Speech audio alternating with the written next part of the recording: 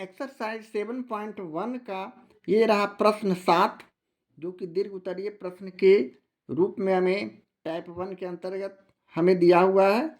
निम्नलिखित व्यंजकों के पदों का सार गुणनखंड निकाले। यहाँ हमें त्रिपदी व्यंजक दिया हुआ है 9x² + 54x + 81 यानी A to F 1 2 3 4 5 6 यानी 6 प्रश्नों का सोल्यूशन हम लोग बारी बारी से त्रिपदी व्यंजक का गुणनखंड करते हुए सार गुणनखंड निकालेंगे। तो चलें बारी बारी से 7वें प्रश्न का सोल्यूशन करते हैं। प्रश्न 7 का ये रहा प्रश्न ए, 9x² + 54x + 81। अब हम बारी बारी से 9x² का गुणनखंड करते हैं, यानी 3 × 3 और गुने x हमारा ये गुणनखंड होगा 9x² का। इसी तरह 54x का गुणनखंड करते हैं। 54 का हम लोग गुणनखंड करते हैं यहाँ 2 से, 27 दूनी 54, 2 3 से, 3 नंबर 27, 3 से 3, 3 से 1 यानी 2 × 3 × 3 × 3 हमारा 54 का गुणनखंड होगा और x हमें यहाँ गुना कर देंगे। इसी तरह 81 का गुणनखंड करते हैं। 81 का भी हम लोग इसी तरह गुणनखंड करते हैं, तो ये 3 से कटेंगे। 27 या 81 3 से कटेंगे, 3 नंबर 27, 3 से 3 और 3 से 1। इस तरह हम 3 × 3 और गुने 3 × 3 कर सकते हैं। अब यहाँ से हम लोग सार गुणनखंड लिख सकते हैं, इसलिए सार गुणनखंड इक्वल टू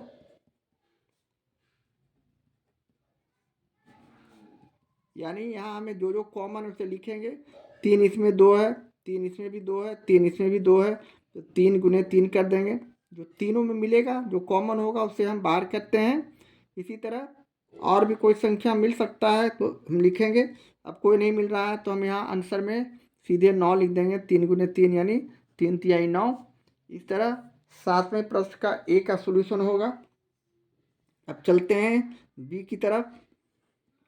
बी प्रश्न में हमें 2x² + 6x + 4 दिया हुआ है, तो हम बारी बारी से उसी तरह इस त्रिपदी व्यंजक का गुणनखंड करेंगे। यानी 2x² को हम लोग 2 × x भी लिख सकते हैं।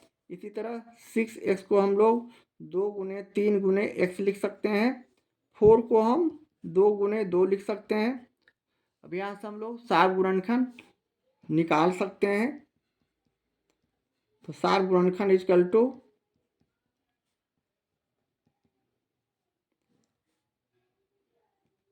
यहाँ 2 हमारा कॉमन होगा, सिर्फ 2, एक ही 2, बाकी कोई एक दूसरे से नहीं मिल रहे हैं। इस तरह हमारा ये आंसर हो गया बी का। इसी तरह प्रश्न सी का सॉल्यूशन करते हैं। सी प्रश्न में 2x⁴ - 4x² + 12 इस तरह का त्रिपदी व्यंजक दिया हुआ है। तो अब हम लोग यहाँ से बारी बारी से सभी का गुणनखंड करेंगे। यानी 2x⁴ को हम 2 × x लिख सकते हैं, इसलिए कि x⁴ है, 4 है तो 4x लिखे। इसी तरह -4x² का गुणनखंड करते हैं, तो हम यहाँ -1 × 2 × 2 और गुने x 2 बार है तो x × x कर दिए। इसी तरह 12 का गुणनखंड करते हैं, तो हम 2 × 2 × 3 लिख सकते हैं, इसलिए कि 12 का गुणनखंड 2 × 2 × 3 होता है। अब यहाँ से हम लोग सार गुणनखंड लिख सकते हैं, इसलिए सार गुणनखंड इक्वल टू, अब तीनों में जो जो मिलता है उसे लिखेंगे। तो तीनों में सिर्फ 2 मिल रहा है, तो हम 2 सिर्फ लिख दिए, बाकी कहीं कोई अंक एक दूसरे से नहीं मिल रहे हैं तीनों में, और यही हमारा आंसर हो गया। इस तरह सी प्रश्न का सॉल्यूशन करते हैं। अगला प्रश्न डी, x³ + 6x² + 9x हमारे पास प्रश्न में दिया हुआ है। तो x³ का गुणनखंड करते हैं, तो x × x हो जाएंगे। इसी तरह 6x² का गुणनखंड करते हैं, तो 2 × 3 × x करेंगे। इस तरह करने के बाद अब हम 9x का गुणनखंड करते हैं, तो 3 × 3 × x करेंगे। इस तरह अब हम सार गुणनखंड लिख सकते हैं। तो सार गुणनखंड लिखते हुए हम तीनों में जो कॉमन होगा उसे हम बाहर करते हैं और बाद में गुना कर देते हैं। तो यहाँ 3 कोई एक दूसरे से नहीं मिल रहा है, सिर्फ x मिल रहा है लगता है, यहाँ देख लीजिए। तो हम यहाँ डी प्रश्न का सॉल्यूशन में सिर्फ x लिखेंगे, x x x, और यही हमारा आंसर हो जाएगा। इस तरह डी के बाद अब हम लोग प्रश्न ई को लेते हैं। प्रश्न ई में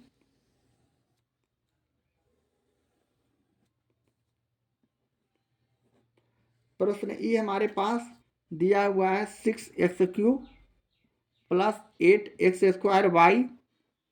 तो यहाँ हम उसी तरह हल करते हैं।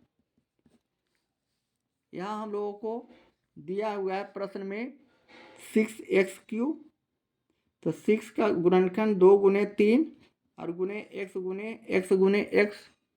इसी तरह 8x² y का गुणनखंड करते हैं तो 2 गुने 2 और गुने x 2 बार है तो x गुने x और गुने y।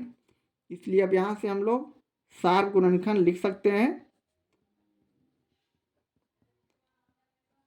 अब ये दोनों में जो मिलता है उसे बाहर करेंगे, यानी 2 मिल रहा है तो 2 को गुना किए। इसी तरह अब कोई संख्या नहीं, x मिल रहा है 2 तो x गुने x किए। अब यहाँ गुना कर देने के बाद 2x² हमारा आंसर हो गया प्रश्न ई का। इसी तरह ई के बाद अब हम लोग f लेते हैं। f में हम लोग संख्या दिया हुआ है 18x/3 plus 36x² y² plus 45x⁵ y⁴। अब यहाँ से हम लोग उसी तरह सॉल्यूशन करते हैं, यानी 18x/3 का गुणनखंड करते हैं। तो 18 का गुणनखंड करेंगे तो 2 गुने 3 हो जाएंगे और गुने x गुने y 3 बार है तो y गुने y हो जाएंगे। इस तरह करने के बाद अगला हम 36x² y² का गुणनखंड करते हैं। 36 का गुणनखंड करते हैं तो हमारे पास संख्या 2 गुने 3 आएंगे। अभाज्य गुणनखंड विधि से इसे जब 36 का गुणनखंड करते हैं तो हमारे इस तरह का आता है। x 2 बार है तो x गुने x, y 2 बार है तो y गुने y। इसी तरह 45 x⁵ y⁴ का गुणनखंड करते हैं तो 45 का गुणनखंड करेंगे तो 3 गुने 5 हो जाएंगे और x 5 बार है तो 5 बार इसे गुना कर देते हैं। 1 2 3 4 5 और y हमारे पास भी 4 बार है तो 4 बार y का गुना कर देते हैं। अब हम फाइनली सार गुणनखंड यहाँ से लिख सकते हैं।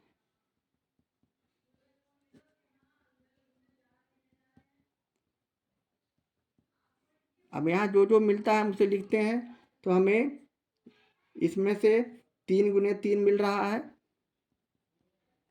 ये 3 और ये 3 तीनों में है 3, ये तीनों मिल गया तो 3 गुने 3 किए। इसके बाद कौन मिल रहा है तो x मिल रहा है, ये x तो गुने x किए। इसके बाद y भी 2 मिल रहा है, y इसमें हमारे पास 2 है, y इसमें भी 2 y है, इसमें भी 2 y है तो y गुने y, अर्थात हमारा संख्या जो हो गया 3 तिहाई 9 x y² और यही हमारा आंसर हो गया। इस तरह 7वें प्रश्न का सॉल्यूशन A to F हम लोग इसी तरह करते हैं।